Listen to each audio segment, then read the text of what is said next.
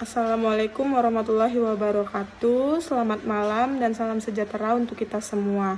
Baiklah, saya dari kelompok 10 akan mempresentasikan hasil diskusi kami yang berjudul Pengaruh Konsumen dan Penyebaran Inovasi.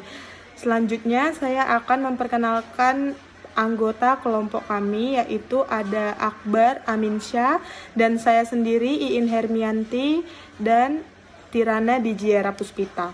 Baiklah, untuk tidak memperpanjang waktu, saya akan langsung mempresentasikan hasil diskusi kami. Baiklah, saya akan menjelaskan yang pertama itu ada difusi inovasi. Difusi didefinisikan sebagai suatu proses di mana suatu inovasi dikomunikasikan melalui saluran tertentu selama jangka waktu tertentu terhadap anggota suatu sistem sosial. Difusi dapat dikatakan juga sebagai suatu tipe komunikasi khusus di mana pesannya adalah ide baru. Di samping itu, difusi juga dapat dianggap sebagai suatu jenis perubahan sosial, yaitu suatu proses perubahan yang terjadi dalam struktur dan fungsi sistem sosial. Proses difusi adalah memperhatikan terhadap dimensi umum bagaimana kecepatan inovasi, bagaimana proses difusi tersebut berasimilasi dalam sebuah pasar. Lebih tepatnya, proses difusi adalah proses di mana penerimaan sebuah inovasi, produk baru, pelayanan baru, pendapat baru, ataupun kegiatan baru yang cepat oleh komunikasi, media massa, salesperson, ataupun percakapan informal terhadap masyarakat sebuah sistem sosial atau target pasar selama satu periode tertentu.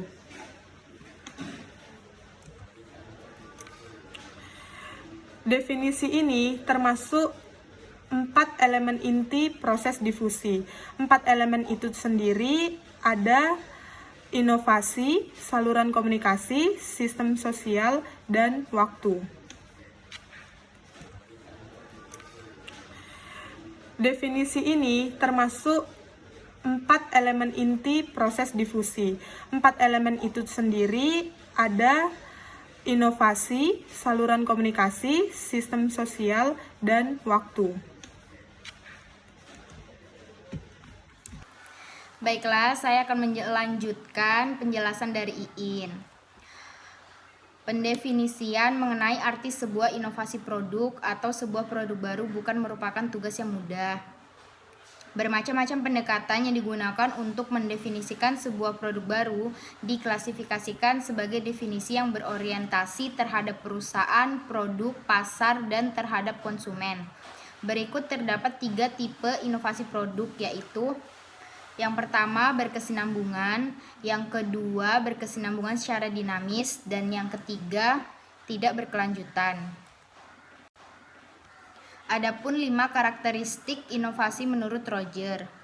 Yang pertama, keunggulan relatif adalah derajat di mana suatu inovasi dianggap lebih baik atau unggul dari yang pernah ada sebelumnya.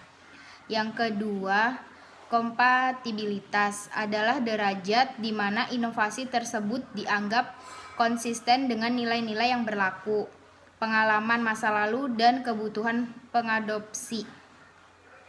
Yang ketiga, kerumitan adalah derajat di mana inovasi dianggap sebagai suatu yang sulit untuk dipahami dan digunakan.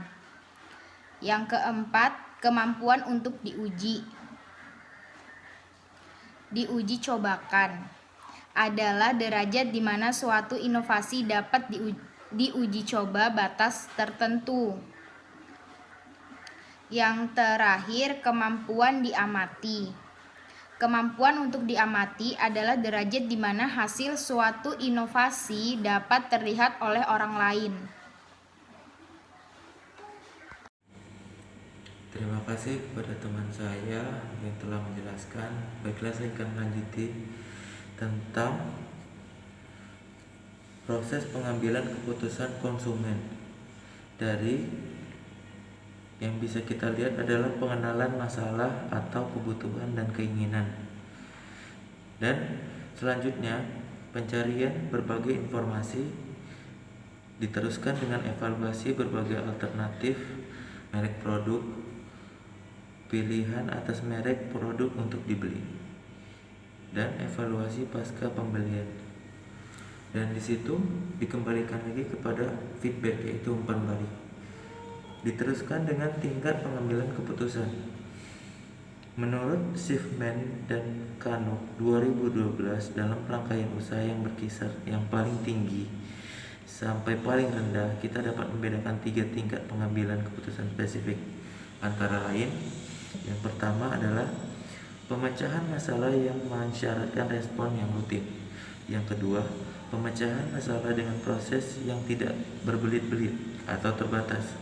Yang ketiga adalah pemecahan masalah yang dilakukan dengan upaya yang lebih berhati-hati dan penuh pertimbangan, atau pemecahan masalah yang intensif.